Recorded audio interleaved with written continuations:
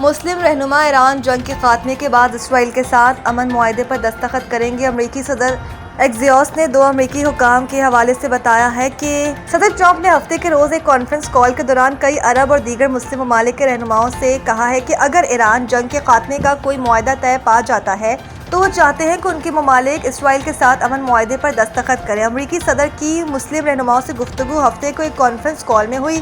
Donald Trump نے ایران تنازع کے خاتمے کے بعد سفارتی پیش رفت پر زور دیا۔ ٹرمپ ابراہم معاہدے کے طرز پر اسرائیل کے ساتھ عرب ممالک کے تعلقات معمول پر لانا چاہتے ہیں۔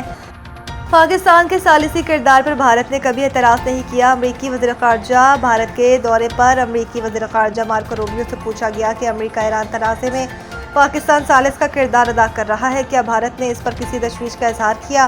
مارکو روبیو کا جواب تھا کہ بھارت ہمیشہ اس بات کی طرف اشارہ کرتا ہے کہ پاکستان کی سرزمین سے مسلح دہشت گرد گروہ کام کر رہے ہیں جو بھارت کو نشانہ بناتے ہیں۔ وہ ہمیشہ اس پر فکر مند رہتے ہیں کہ امریکی وزیر خارجہ کے مطابق جہاں تک ایران کے معاملے میں ثالث اور سہولت کار کے طور پر پاکستان کے کردار کی بات ہے، یہ موضوع کبھی سامنے نہیں آیا۔ مجھے نہیں لگتا کہ وہ اس پر اعتراض کریں گے۔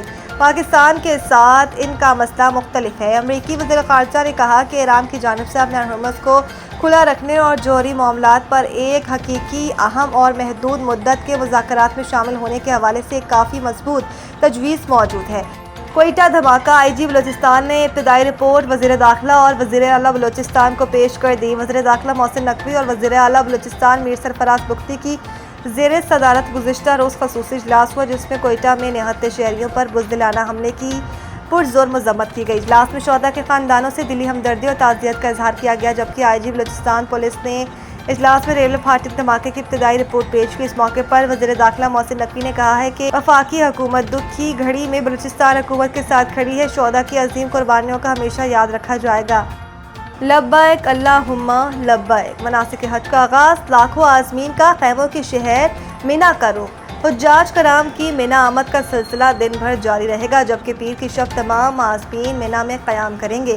اس کے بعد منگل 9 ذی الحج کو نماز فجر کی ادائیگی کے بعد عازمین حج کے سب سے اہم رکن وقوف عرفہ کی ادائیگی کے لیے مینا سے عرفات کی جانب روانہ ہوں گے۔ میدان عرفات میں خطبہ حج سننے کے بعد ظہر اثر ملا کر ادا کریں گے۔ وقوف عرفات کے بعد حجاج کرام مغرب کے بعد میدان عرفات سے مزدلفہ پہنچیں گے۔ شعیب ملک نے پاکستان کی ٹیسٹ کرکٹ کو بہتر بنانے کا حل پیش کر دیا۔ شعیب ملک نے پاکستان میں ٹیسٹ کرکٹ کے گرتے ہوئے معیار کی بحالی کے لیے ڈومیسٹک ریڈ بال ڈھانچے میں بڑی اصلاحات پر زور دیا ہے۔ ان کا کہنا ہے کہ ریڈ بال کے ماہر کھلاڑیوں کو مالی طور پر بہتر مراعات دی جائیں تاکہ ٹیسٹ کرکٹ کو دوبارہ مضبوط کیا جا سکے۔ شعیب ملک نے social media platform X پر ٹیسٹ کرکٹ میں پاکستان کی حالیہ مایوس کن کارکردگی کے بعد اپنی رائے کا اظہار کرتے ہوئے کہا کہ حکام کو ریڈ بال اسپیشلسٹ کو ترجیح دینی چاہیے، جس کے لیے بہتر سینٹرل کانٹیکسٹ اور مراعات ضروری ہے۔ پاکستان کے لیے 287 ون ڈے، 35 ٹیسٹ اور 124 T20 میچز کھیلنے والے شعیب ملک کا ماننا ہے کہ مالی تحفظ ملنے سے کھلاڑی فرسٹ کلاس کرکٹ سے جڑے رہیں گے اور فرنچائز لیگز کی طرف غیر ضروری جھکاؤ کم ہوگا۔